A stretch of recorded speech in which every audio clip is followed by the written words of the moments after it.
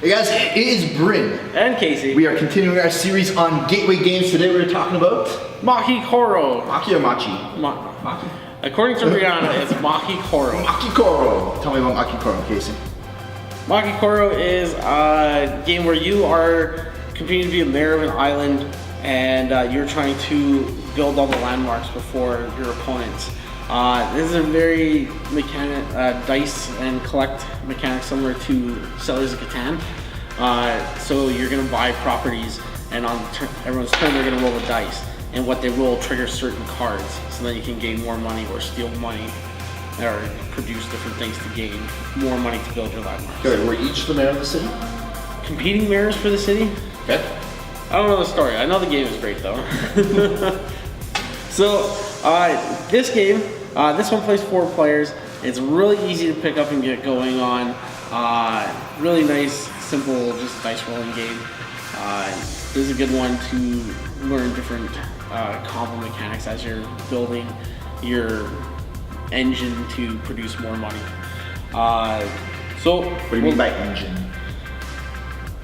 There's games that are called engine building, and essentially you're buying pieces and putting them into place so that when this card triggers, this happens, so then you get a bunch of stuff. Then you do this one, and this gives you more stuff. And as you play the game, things just keep triggering each other to increase and accumulate victory points, money, whatever you need to win. Like SimCity? Yeah. Okay. You start small and get big. Awesome. So we are going to walk through how to play. On each player turn, they're going to roll at the start of the game 1 dice. You're going to pick 1 dice and roll it. After you build the train station, you get the option to roll 2 dice, but you'll start with 1 dice, roll it, 3, it's my turn. So you look at the cards and they have numbers on the top that correspond with the dice rolls. Everyone's going to start with a wheat field and a bakery. So the different colors of cards is blue cards.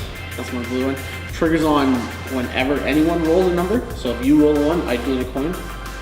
The green cards only trigger if I roll that number. It has to be my turn, I have to roll it. If I roll a 3, I get a coin from the bank. Other ones on here is the red ones, and these only trigger if your opponents roll the number, and they usually involve stealing money from the other players. And then the purple ones are special big business ones that they'll say they only trigger on your turn.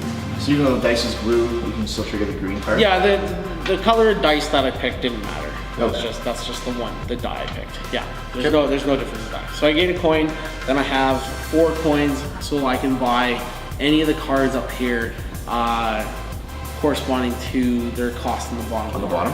Yeah, okay. The bottom left there. That's how much it costs.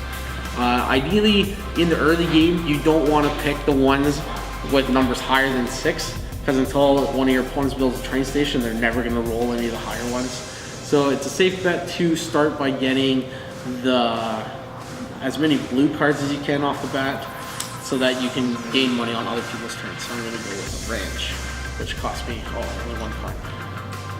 So it costs you 1 coin to buy. It costs 1 coin. You can only buy 1 coin per turn. Okay, but when I roll a 2, you're also going to get a coin? Yeah, so now when you roll a 2, my ranch is going to give me a coin. You can also buy multiples, so I could buy a bunch of wheat fields, and whenever someone rolled a 1, I get a coin for each wheat field I have. Okay. So I roll? Yeah. Both or 1? 1. 3. Alright, so you're going to get a coin for your bakery. For the bakery? Okay. Yeah. 1 coin. Okay. And then you can then choose to buy 1 card from the middle, or spend your coins to activate one of your bonds. And they have coin letters at the bottom of your turn. Yeah. So, just for fun, I got 4 coins. I'm gonna buy a train station. Yeah, then you can do that. Money goes back. Alright, and then it'll be my turn. Okay. So with the train station, you get the choice if you want to roll 1 or 2 coins. In the early goings, until you start buying cards that have the higher numbers, there's no point in rolling 2 dice, because there's just less chance you'll do something on your turn. I got another 2, so I get a coin from my ranch and a coin from my bakery. I'm going to turn 2 of these into a cafe. So the way the cafe works, like round table cafe, when you roll a 3, I get to steal a coin from you. Yeah. That's not how round trip works at all. 4. 4. So no one's got 4, so that's what happens. What? Alright. Fine. 2. I'm gonna gain 2 coins. I'm gonna turn one of those coins into another ranch. 6. Nobody just got 6. Yeah. So I shouldn't have bought a train station. Probably not. Alright, 2. So I'm gonna get 2 coins for my ranch and a coin for my bakery. And so on and so forth. So then I'd start buying more buildings. So now I got 6. So maybe I could look at getting a stadium. So whenever I roll a 6, I can take 2 coins from every player. What if I'm broke? So, okay, so the way it works is, say you rolled a 3. You're gonna get a coin from your bakery, but I get to steal a coin. The rule with that is that the opponent's cards trigger first. So my 3 would go and I'd go to steal money. You have none to steal, and then you'll gain a coin. Nice. That way you can't get shut down like, oh, every time I make money, someone's just stealing it. No, they take first and then you get money. And so that would go until you essentially build up enough that you can activate all your landmarks here, and then you win the game. And you can see too, each landmark also unlocks different things. So like train station lets you pick to roll 1 or 2 dice. The shopping mall makes your red and green cards give you an extra coin or steal an extra coin. If you roll doubles, you can take an extra turn. And then once per turn, you can re-roll one of your dice. So if you don't get the roll you want, there's that one as well. I didn't bring it over, but we also have the sequel to this game, Machi Koro, Bright Lights, Big City. That one's builds off of the idea from this one and is really fun as well. I just pictured you breaking it into a jail. I'm sorry. Bright Lights, Big City. Bright Lights, Big City. Anyways. Is that, sure. Yeah, sure. Alright, so that's Machi Koro. It is a nice, simple roll collect game. It can get mean as you start buying things like the family restaurant where you take 2 coins from the player, roll the dice, and then activate your shopping mall, so you take 3 coins.